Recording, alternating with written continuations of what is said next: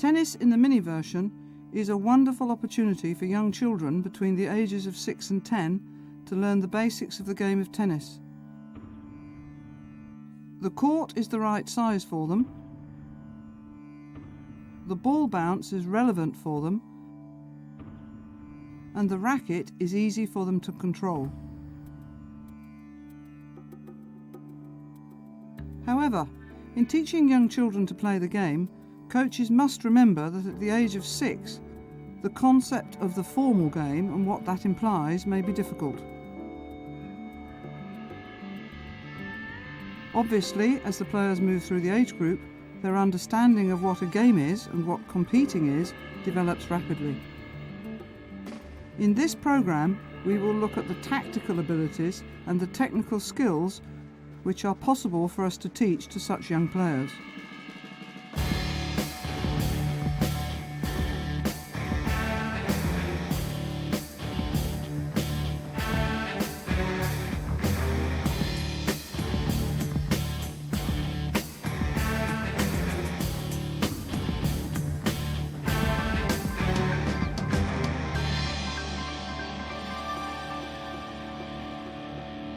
When 6-year-olds come to play the game for the first time, they need to know that the rally or point starts with a serve and that the ball must be returned for the rally to carry on.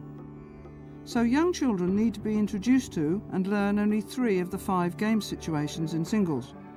This means they should learn to serve, to return, and how to rally from the back of the court. They need to learn the basic rules of tennis at the same time. The serve is hit over the net before the bounce, and the underarm serve is fine at 6 and 7. The serve is returned after it has bounced once.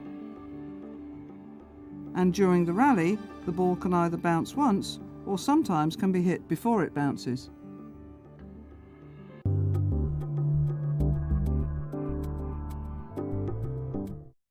Because of their level of understanding, young children should begin to learn the 3 basic concepts that underpin all tactical development. The first is to get the ball over the net and into play, because that is what tennis is all about. The second is to try to move the other player about, because it is more difficult for them to then hit the ball back. And finally, to get back to a good position. At this age, this is the middle of the court, so that running forwards, backwards, or to the side of the court is easier. Most young players hit the ball and stand still. As coaches, we need to understand why young children will take time to learn to move. And there are 3 principal reasons. They have less experience. The more times they have to react to a ball coming towards them, the easier it is for them, because they learn about the flight path of the ball and learn to judge where it will land. They find it quite difficult to judge the height and length of the ball coming towards them, and so find judging the bounce position quite hard. A ball moving to the side is easier for them. And finally, their speed of reaction is slower. It improves rapidly as they go through the age group, and then they seem to move more quickly as a result.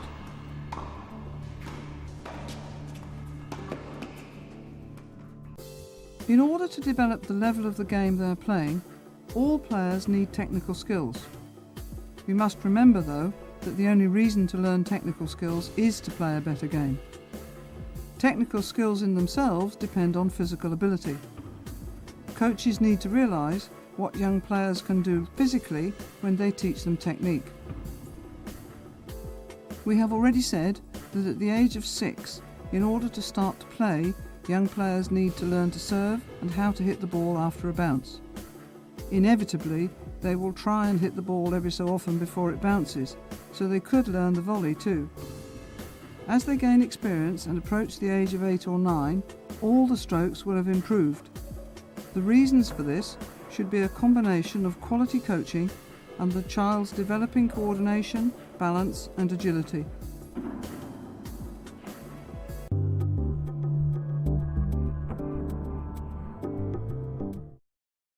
At the age of 6, the easiest way to get the ball over the net to start the point is the underarm serve. Doing so will give the player confidence. The player also learns how to give direction to the ball by getting it into a particular area of the court. In order to get success and also to lay the foundation for the overarm serve, as coaches we need to ensure a number of things. The first is that the player stands sideways to the baseline.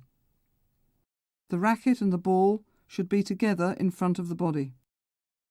The split of the arms must be coordinated and the arms will move in different directions.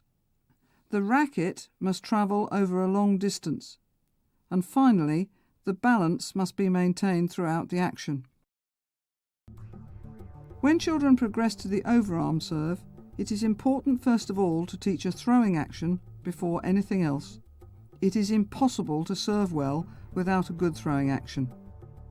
The ages of 6 to 8 are a prime time to teach overarm throwing, especially with girls. But coaches need to be very sure what they're trying to achieve and why. The player should be sideways, keeping one foot behind the other, but also keeping the back hip back. If that hip comes in front too early, the player is front on to the court, and a good throwing action is almost impossible. The overarm serve can be developed from the underarm serve. The principal issues are the coordination of the arms, the difficulty for a young child of placing the ball in a consistent position. Obviously, this improves quite quickly with experience. Balance is another area of work, but is closely linked to the accuracy of the ball placement. As that improves, so should the balance. And finally, the ability to hit the ball at full height. This seems to be more difficult for girls, but coaches must ensure that the throwing action is correct and that the hips and feet are in the right position in relation to each other. As the players develop in tennis experience, they are also growing taller and stronger. They move to a larger playing area, but not to a full court, and they can cope with a faster ball.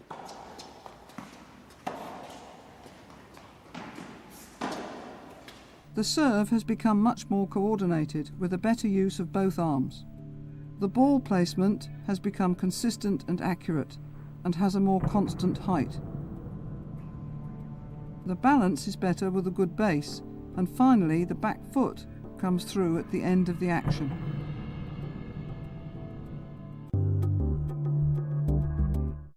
By the end of the age group, by the age of 8 or 9, players are stronger physically, especially the boys. They can play on a full-size court, but the majority will still need a modified ball. That ball can be served over the full length of the court. All of this means that coaches must ensure that the player is beginning to rotate the hips and the beginnings of racket-shoulder extension are visible. Players are beginning to bend their knees and consequently drive up a little bit, so some of them now land on their front foot.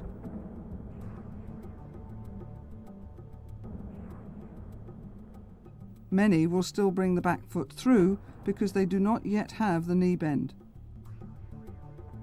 The action of the serve is well coordinated and the player maintains balance throughout.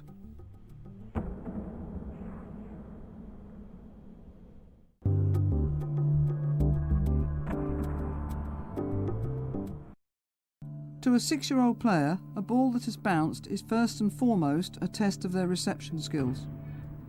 Difficulties relate to reaction and perception, when, where and how fast the ball is. Lack of experience is another factor. Ground strokes therefore present quite a challenge, and we need to understand the important issues for the child to learn. The basic shape of the action is important, as is balance, and balance is achieved through a good base. Throughout this age group, the prime objective for coaches must be to help the players develop good basics. At the age of 5 or 6, the action of the racket should be long and simple. The racket should move over a long distance so that the racket head speed is high at contact. The forward swing of the racket head needs to move from low to high, so that the ball can be hit over the net. The difficulty for the young child is trying to control the racket head, especially at contact. The contact point must be in front and to the side, so the player is helped by having a semi-closed position. The semi-western grip is the most natural for young players, provided that they play with a low bouncing ball. Young players frequently do not use their non-racket arm as part of the action, and coaches need to help them with this. By the age of 8, the children have more experience technically and more experience perceptually. They have fast reactions and can anticipate where the ball will land. Technically, the basic action is more constant and has the same basic shape. The contact point is more consistent, and the players are beginning to use the other arm as part of the action. They are learning good balance, and so can move and prepare for the next shot.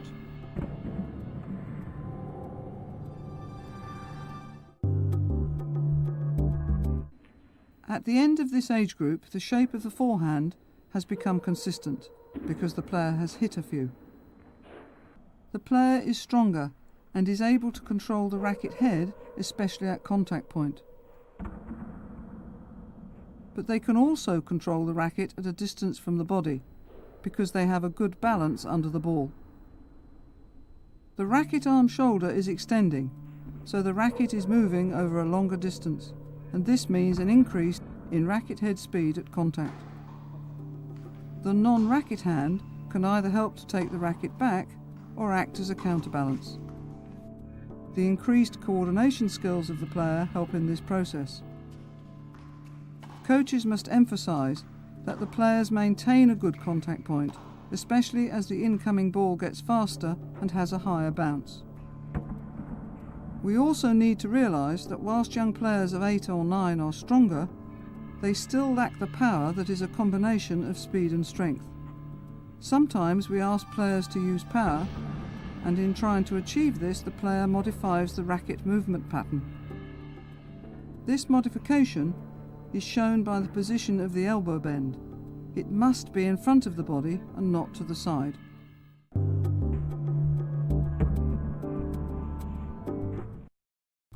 At a young age, the backhand is most likely to be hit with 2 hands by both boys and girls.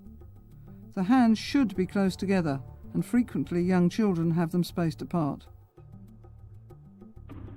It can sometimes be difficult for the players, but coaches should also encourage them to have their preferred hand at the bottom of the handle, because it is then easier to control the racket and also to develop the stroke as they grow older.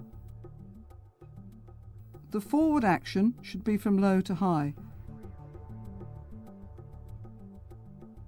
but the take-back is often a straight one. It's a different shape from the forehand. At contact, the player needs to be sideways to the net, with a wide base and good balance over the front foot. Some young players tip backwards as they hit the ball.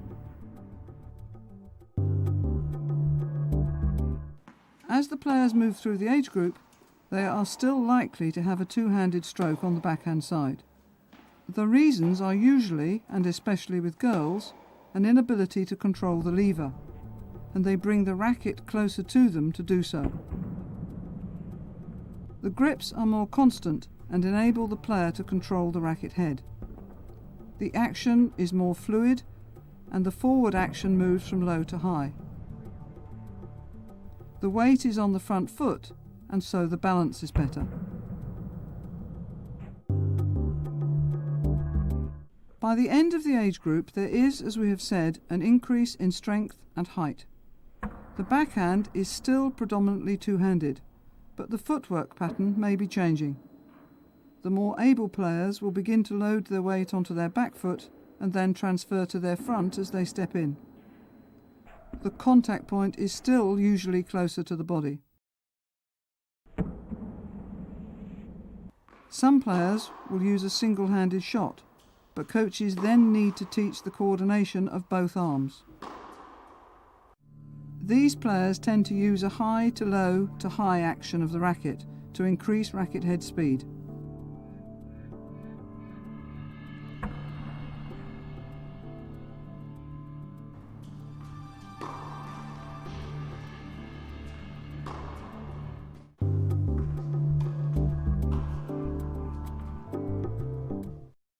The game played by 6-year-olds will probably not have many volleys that are played deliberately. They will usually be played because the player is out of position and needs to hit the ball somehow. So they are not able to use the volley to gain an advantage as they do at older age groups. The volley is almost a test of reaction, and young children still find this difficult. The player will need to be balanced and able to recover, and both will come with more experience. The short action is easy for them, but moving into the shot and hitting the ball to the side and in front is not. We need to help them move onto their front foot after the action and not before. Within a couple of years, the player has grown and is more experienced. Reactions are faster and the volley becomes easier. The young player is better able to control the racket head because the flight path of the ball is easier to recognise, and they can get the racket in the right place and control it.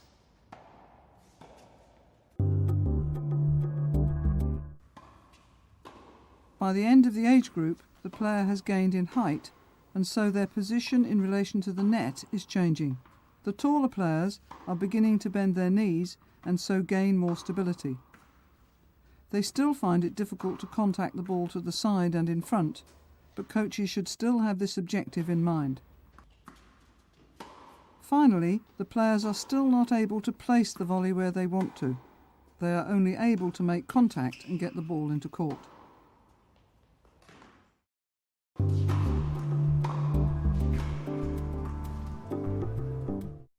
The backhand volley will be two-handed because it is difficult for young players to control the racket.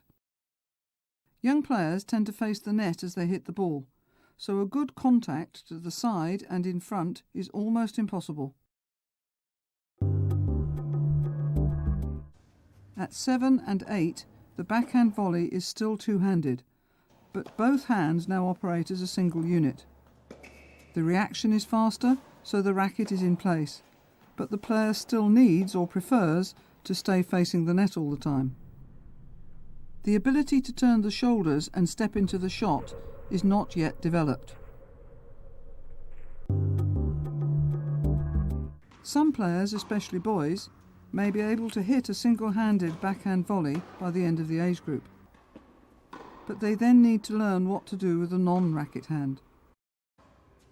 They are also beginning to contact the ball to the side and in front on a consistent basis.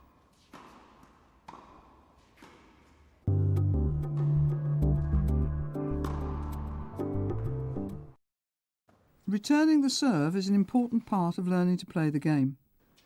However, at the beginning of the age group, young players are needing to develop their reaction skills and be able to hit a ground stroke. At this age, therefore, the return of serve is just another ground stroke. At the age of 7 or 8, the return of serve is compatible with the greater experience and faster reaction. The players are able to anticipate the incoming ball more quickly and are better able to position both their hands and themselves. They are sometimes able to hit the return off the outside foot, especially on the forehand. And coaches need to prepare players for the faster speed of the serve and the need to anticipate when they work on movement and reaction speed in other parts of a lesson.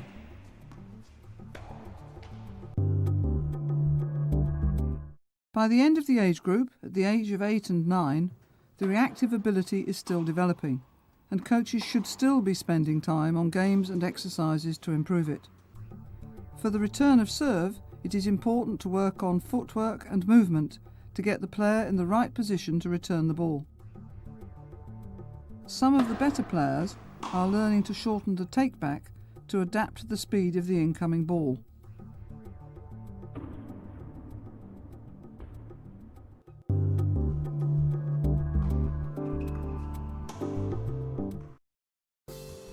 By the end of this age group, players should be ready to move on to the full-size court, but they will still play with a modified ball. This is linked to their ability to cover the distances of the court in terms of the speed of the ball in relation to their physical size and their speed of reaction and movement. Mentally and emotionally, the players have matured, so their understanding of games and competition has also developed. However, they are still only really able to play well in the 3 game situations of serve, return the serve, and rally from the baseline.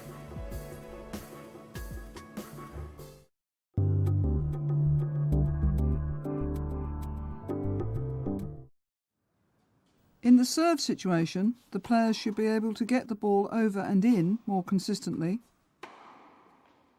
place the serve in different parts of the service box, and place the serve deep in the service box. All of this should be possible because the serve is improving and the player has more experience and is taller. The ball will leave the server and go down into the court. But with a very young player, the serve tends to go up and over, so it often lands short. In the return of serve, the players should be able to read the incoming serve more easily, adjust their receiving position, get the return deeper into the opponent's court, begin to change the flight path of the return so that it is higher, lower or more angled, get most returns back into court, and try to recover for the 4th shot.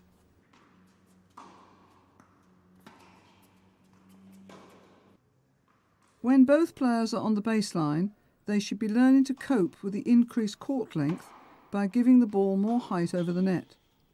They should be dealing with a wider ball, and they should be trying to vary the flight path.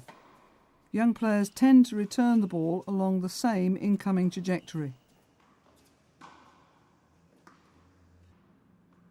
Although coaches should be helping players principally with the first 3 game situations, some young players can begin to approach the net as a deliberate ploy rather than as a reaction.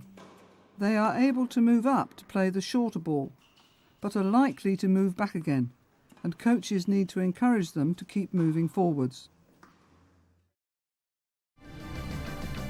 In many senses, there is more and faster progress of young players between the ages of 6 and 10 than at any other time in their tennis career. They begin at 6, barely able to control the racket or their own movement. By the age of 9 or 10, many have sound basic technique and good movement and reaction. They have a range of skills and are stronger, faster and taller. They are becoming good tennis players. Good coaches are vital, but to be a good coach means knowing what children in this age group need to help them enjoy the game and make progress.